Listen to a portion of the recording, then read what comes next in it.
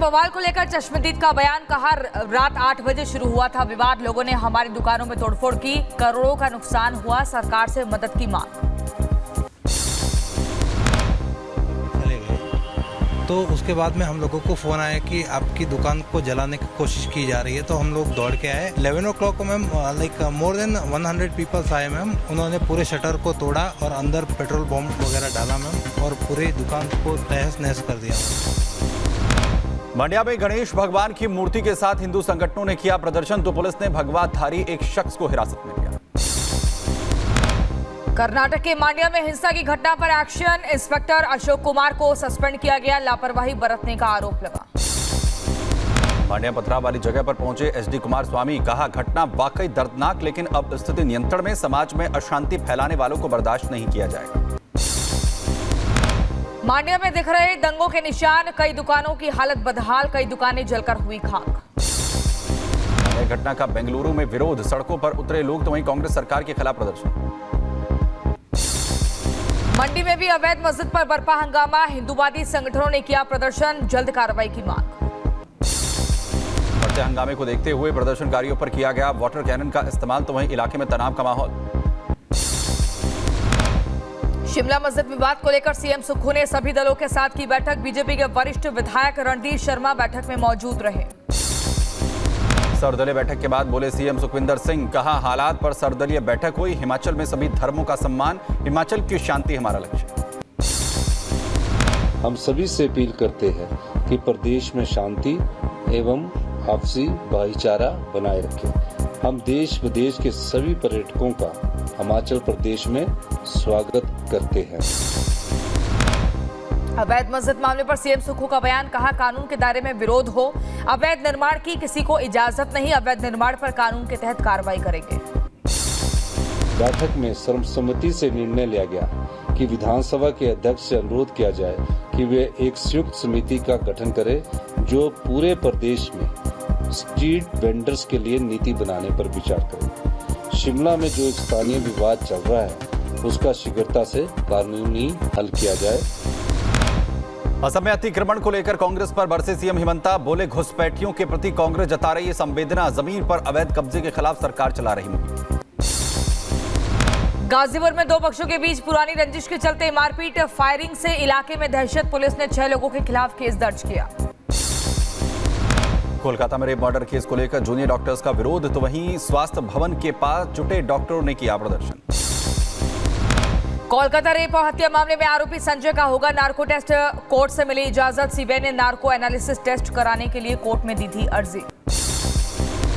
दिल्ली शराब घोटाला मामले में केजरीवाल को बड़ी राहत, तो सीबीआई केस में सुप्रीम कोर्ट से केजरीवाल को मिली जमानत, तो वहीं ईडी केस में पहले ही मिल चुकी है अग्रिम जमानत, 5 महीने बाद जेल से बाहर आएंगे केजरीवाल। केजरीवाल को 10 लाख के मुचलके पर सशर्त मिली जमानत, इस केस में लागू होगी ईडी वाली शर्त, कोर्ट ने कहा केस पर सार्वजनिक टिप्पणी नहीं करेंगे केजरीवाल, गवाहों से संपर्क नहीं करेंगे।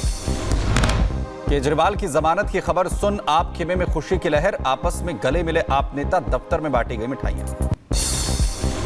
केजरीवाल की जमानत पर राघव चड्ढा ने ट्वीट कर खुशी जताई और कहा सत्य परेशान हो सकता है, पराजित नहीं, माननीय सुप्रीम कोर्ट का शुक्रिया। केजरीवाल की जमानत पर मनीष सिसोदिया का बयान, कहा आज फिर से सच की जीत हुई, केजरीवाल हमेशा सच के साथ खड़े रहे। देश के आम आदमी को ऑनरेबल सुप्रीम कोर्ट का साफ संदेश है, साफ भरोसा है कि आप चिंता मत करो, अगर कोई तानाशाही चलाएगा, अगर कोई एजेंसियों का दुरुपयोग करेगा तो देश का संविधान उसकी रक्षा के लिए है। केजरीवाल की जमानत पर सौरभ भारद्वाज का भी बयान आया, कहा केजरीवाल को जबरदस्ती बनाया गया था आरोपी, 40 आरोपियों में से सिर्फ 2 ही लोग जेल में। करीब 40 लोगों को एक्यूज बनाया गया था और मात्र 2 लोग आज जेल में बचे थे, तो बेल तो मिलनी तय थी। केजरीवाल को जमानत मिलने पर बीजेपी का हमला, कहा जब सीएम का काम नहीं कर सकते तो सीएम किस बात के, दें इस्तीफा। केजरीवाल के खिलाफ बीजेपी का हमला, केजरीवाल को बताया भ्रष्टाचारी और कट्टर बेईमान, कहा जेल वाले सीएम अब बेल वाले सीएम। भ्रष्टाचारी कट्टर बेईमान अरविंद केजरीवाल को कंडीशनल बेल मिली है, जेल वाला सीएम अब बेल वाला सीएम हो गया है। केजरीवाल की जमानत पर बोले मनोज तिवारी, केजरीवाल को बताया दिल्ली का अपराधी, कहा एक आरोपी जेल से बाहर आया। एक आरोपी बेल पर बाहर आ रहा है। वो दिल्ली का दोषी है, वो दिल्ली का अपराधी है। अपराध उन्होंने दिल्ली के साथ किया है। सीएम केजरीवाल की जमानत पर बोली बांसुरी स्वराज, कोर्ट ने माना कि गिरफ्तारी वैध थी। नैतिकता के आधार पर केजरीवाल को देना चाहिए इस्तीफा। सुप्रीम कोर्ट ने आज चाहे बेल दी हुई, लेकिन उनको ना तो सीएम के ऑफिस जाने के योग्य समझा गया है, ना किसी फाइल पे साइन करने के योग्य समझा गया है। उपराष्ट्रपति जगदीप धनखड़ की राहुल गांधी को नसीहत, बोले देश की अस्मिता को विदेश में न उछाले राहुल, हमारा संकल्प राष्ट्रवाद सर्वोपरि। उपराष्ट्रपति की राहुल को नसीहत। सरकार की आलोचना करें, पर देश के ऊपर, देश की अस्मिता के ऊपर, और वो भी पराकाष्ठा कि दुश्मनों के साथ मिलकर करें। यूपी सरकार में मंत्री दारा सिंह चौहान का अखिलेश यादव पर पलटवार, कहा जाति मजहब के हिसाब से नहीं होती कार्रवाई।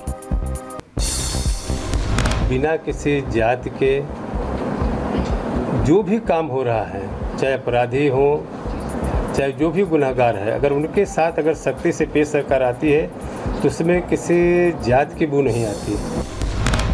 सांसद नरेश महिस्के का शरद पवार पर बड़ा हमला, बोले हिंदू देवी देवताओं के विरोधी हैं शरद पवार। अखिलेश के माफिया और मठाधीश के गठजोड़ वाले बयान पर भड़के साधु संत और कहा उपचुनाव की वजह से संतों के खिलाफ बयान दे रहे अखिलेश। और उत्तर प्रदेश की जनता ठीक प्रकार से जानती है ऐसे माफियाओं के दलालों को, और इन्हें ठीक समय पर जवाब देगी। आवश्यकता पड़ेगी तो संत समाज अखिलेश यादव के विरुद्ध अभियान भी चलाएगा। गृहमंत्री शाह ने जम्मू कश्मीर नेशनल कॉन्फ्रेंस पर बोला हमला, कहा 370 की वापसी और अलग झंडे की ख्वाहिश कभी पूरी नहीं हुई। साध्वी प्राची का राहुल गांधी पर हमला, बोली राहुल गांधी का डीएनए खराब, नेहरू परिवार के डीएनए टेस्ट की मांग। केंद्रीय मंत्री ज्योतिरादित्य सिंधिया ने गुना के कलेक्टर और एसपी से की बात, बाढ़ बारिश से बिगड़े हालात की ली जानकारी, तो वहीं हर संभव मदद का आश्वासन दिया। कर्नाटक के राज्यपाल से बीजेपी डेलीगेशन ने की मुलाकात, वाल्मीकि निगम फंड का दुरुपयोग करने के मामले में बल्लारी सांसद को अयोग्य घोषित करने की मांग। पीएम मोदी और पैरालंपिक खिलाड़ियों की मुलाकात का वीडियो जारी, चैंपियंस ने प्रधानमंत्री मोदी के साथ साझा किए अपने अनुभव। बातचीत के दौरान पीएम मोदी ने सभी खिलाड़ियों को दी शुभकामनाएं, साथ ही कहा भारत का अब तक का सबसे सर्वश्रेष्ठ प्रदर्शन। पैरालंपिक विजेता सुमित अंतिल ने पीएम मोदी का जताया आभार, बोले मैंने स्वर्ण पदक लाने का अपना वादा निभाया। पीएम मोदी ने पैरा एथलीट्स के ट्रेनर्स की तारीफ की और कहा पैरा एथलीट्स को मानसिक रूप से तैयार करना एक बड़ी उपलब्धि।